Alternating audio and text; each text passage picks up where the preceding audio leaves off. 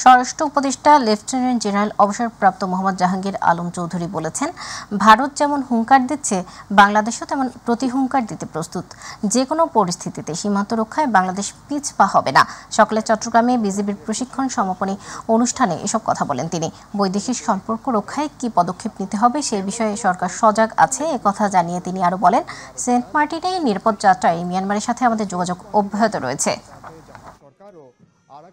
সীমান্তে অতন্ত্র প্রহরী হিসাবে সুপরিচিত এই বাহিনী বাংলাদেশে ৪,৪২৭ কিলোমিটার দীর্ঘ সীমান্ত সুরক্ষা এবং সীমান্ত ভূমি ও সম্পদের নিরাপত্তা বিধানে মহান দায়িত্ব অত্যন্ত দৃঢ়তা ও সফলতার সাথে পালন করে আসছে। এই বাহিনীর সকল সদস্যরা সীমান্তে চোরাচালান, নারী ও শিশু পাচার সহ যে কোনো ধরনের সীমান্ত অপরাধ দমনে দক্ষতার স্বাক্ষর রেখে চলেছে। দেশ মাতৃকার রক্ষায় তোমরা প্রয়োজনে জীবন দেবে, তবু দেশের ১ ইঞ্চি মাটিও হাতছাড়া হতে দিবে না বলে আমি দৃঢ় বিশ্বাস রাখি।